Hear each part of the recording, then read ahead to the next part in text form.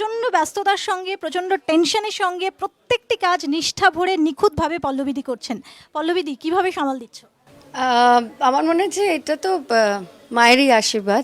আর নিষ্ঠা টেনশন একসঙ্গে, টেনশনটা অবশ্যই হয়, কিন্তু যে পুজোটা শুরু হয় তখন আর আমি কিছু ভাবি না, কারণ আই ডু মাই বেস্ট। এবং আমি শুধু প্রত্যেক বছর এইটাই মায়ের কাছে প্রার্থনা করি, যেন প্রত্যেক বছর আমি ফিজিক্যালি মেন্টালি ফিট থাকি এইটুকুন করার জন্যে। ঠিক যেটা মাকে দেখেছি, কারণ আমার প্রায় 7th-8th জেনারেশন ধরে এই পুজো, তো মা লক্ষ্মী এটা ভাসান হয় না, এটাকে পুরো পলিশ করি, রান্না বাজার করি আমি নিজে হাতে, সমস্ত সিন্নি, মানে একটা জিনিসও আমার দোকান থেকে কোনো কিছু এসে মানে জাস্ট বলে দিলাম অর্ডার করে দিলাম হয় না। অন্তত 50 জনের রান্নাটা তো আমি করি, এটা তো হয়। পরের দিন সব মানে পরে কালকে যেরকম সব বাচ্চারা খায়, নারায়ণ ভোজন হয়, এবং আজকের দিনে আমার বাড়িতে যারা আছে তারাই আমার নারায়ণ, সমস্ত অতিথি ইনক্লুডিং তোমরাও।